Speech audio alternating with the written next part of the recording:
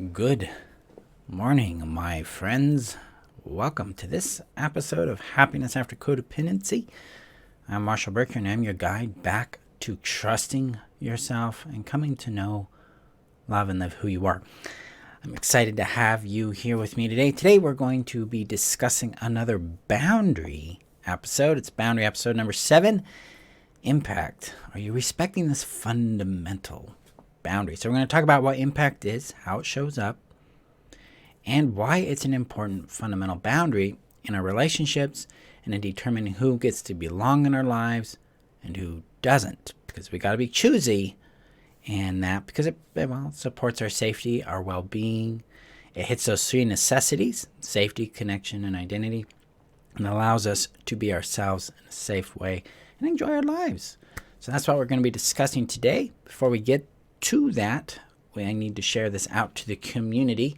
The community is your safe haven where you can find tools, guidance, and support in your journey beyond codependency. The link is above on Facebook for the community, below on YouTube. And if you're on YouTube, hit that subscribe button. And if you're listening via podcast, you can go to my website, www.freetheself.com, and click resources, go to the community, and you can join right there. So again, good morning. It's nice to see you guys. Let me click the buttons here and we'll get this done today. There we go. All right.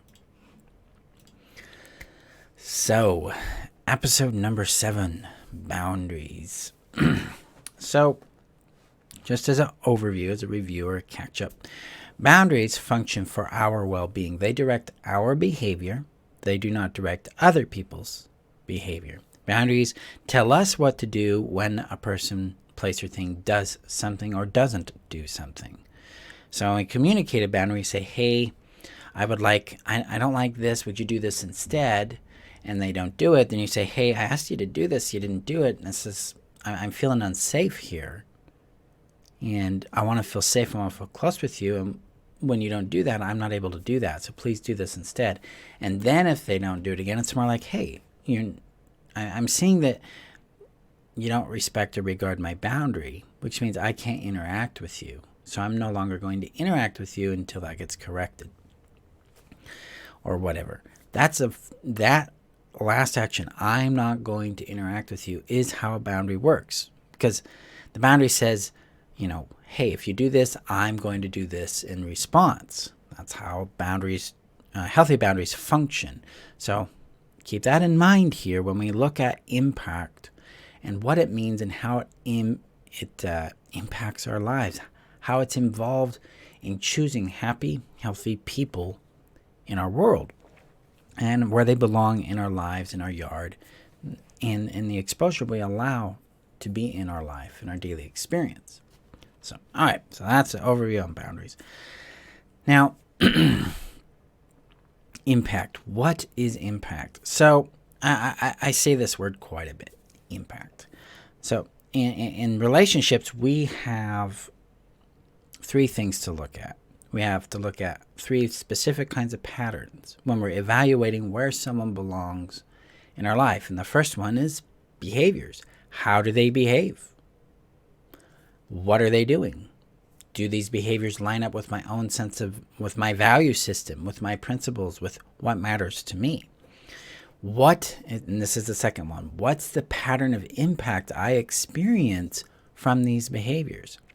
And the third one is the pattern of results I get to live with from that. Now, sometimes impact and results can be the same thing. Sometimes they're a little different.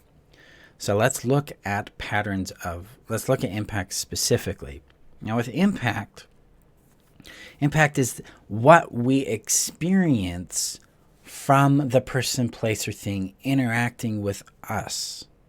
So if I'm with a healthy person, the impact is going to feel safe. It's going to feel expansive. It's going to feel maybe even a little boring. It'll feel nurturing. It'll feel clear. It'll feel empowering, and at a minimum, honest. But with an unhealthy person, it can feel intense. It can feel anxious. It can feel unstable. It can feel chaotic. In an unhealthy relationship, it can feel like the impact can be affecting my physical well-being, my financial well-being, my emotional and mental well-being. It can be taking from my happiness and my well-being. Healthy relationships add to my well-being and my happiness. It increases these things in my world because it's regulating, it's caring, it's nurturing. Incompatible relationships will take away from my well-being and happiness because they're not nurturing, they're not functional for me, I'm not functional for them. This is what impact looks like. And this is what we have to respect most of all when evaluating where a person belongs in our life. A critical component here, you like the things moving on in the apartment upstairs? Yeah. So what we have to evaluate is the impact. A lot of times in our work to understand the other person or make choices for ourselves, we try to make the other person wrong. A lot of times we make them the reason we do a thing, rather than us choosing a value system and principles and respecting the impact we're experiencing to motivate us to do a thing. So it's a very different place of power because, first example is I'm doing, I have to do this because they are this way is a powerless statement. The power lies in their behavior, not in our value system, not in what matters to us, not in caring for ourselves. In occupying our own power, being oriented in our power, self-oriented, or what I call internalized orientation, then the choice is, hey, that behavior creates this impact in my life. That doesn't align with what I want, so I'm going to do this behavior in response to it so that I can take care of my well-being and happiness. So now my behaviors are being governed by my own principles, my own values, my own sense of worth, my own self-trust, rather than dictated by as a reaction to their behaviors. Like, I get to choose who I am despite what they're doing or not doing. This allows me to have an honest take on the impact this person's having on my life and my impact on theirs. This allows me to also evaluate and navigate the complexity that arises when it comes to toxic relationships, because toxic relationships have intensely harmful attributes, but then they also have positive attributes. They always do. There isn't a toxic relationship out there that doesn't have these things. And that's partly why it's actually toxic, because we stick around because of the positive things, the euphoria we feel, the love bombing we get, the sense of attachment or safety or identity or connection we get with them.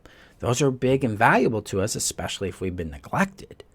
We want those things and we want to keep them. So we ignore the toxic impact and we magnify this fantasy of the positive impact, when in reality, those positive attributes are toxic in this relationship because they keep us there. It's the key here, guys. It keeps us in the toxic cycle. We are using our power to stay in it when we favor the euphoria, we favor the toxic hope of things changing, we favor the fantasy that we know them better, or we can heal them, or they'll change when they persistently haven't, things like that. When we get into an honest, sober contact with reality, then it's like, oh, this impact tells me what's going to happen in the future. Do I want to live with this? Now, we are in our power rather than making them, X, Y, Z, so I can do what I need to do. I can say, hey, this impact doesn't work for me. It's not aligned with my well-being and happiness. It's not aligned with what I want, what my values are. So I need to leave. So we take the power back and we implement it so that we are responding to the impact in a way that aligns us back with what we need and want in our lives. This is what it means to respect impact, and this is why impact is a fundamental boundary, because when we respect what it's trying to communicate to us, it directs our behavior in a more healthy way. Same thing in healthy relationships. Oh, wow, this impact, I feel safe, I feel seen, I feel valued, I feel heard in a consistent way. It's not just a one-off event. It's a pattern of this. And it's a pattern in healthy relationships that doesn't also have a toxic component to it. Because not all relationships are toxic, or not all relationships have toxic components. Sorry, guys, but healthy relationships don't have the toxic element. I see that confusion a lot with people like, oh, I'm supposed to have this. It doesn't. Healthy relationships don't have the toxic elements involved. Sometimes there's going to be a bad behavior or a poor skill that needs to be worked out. But it's not a pattern, and it's more of a rarity than anything. That's the beauty of healthy relationships. And yes, they actually do exist. I know I'm in one, and I have hundreds of clients that have experienced it for themselves. And the reason why is because they started respecting the impact and started noting that, oh, when I'm with this person, this is the impact I experience. When I'm with that person, this is the impact that I experience. Okay. Which one do I want? Which one would I like to continually have?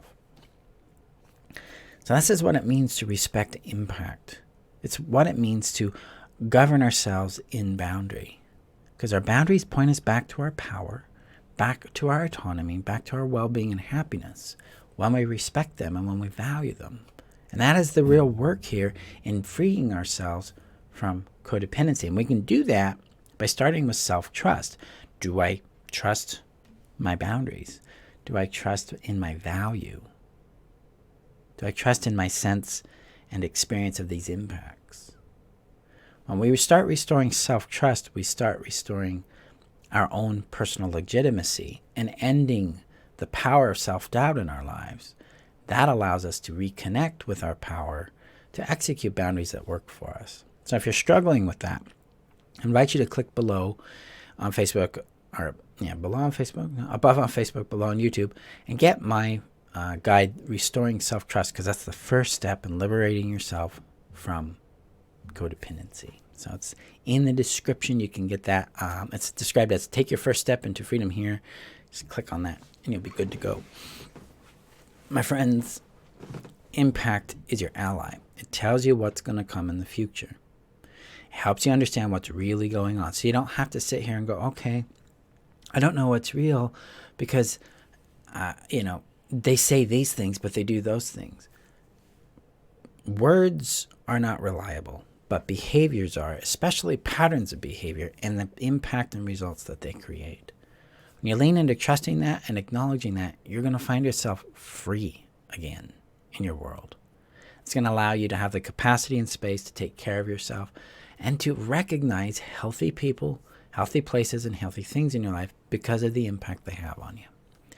So, going forward, explore that. Let's see what you discover. Thank you again for being here and being a part of my world. Go safely with yourselves, and I will see you guys in our next episode.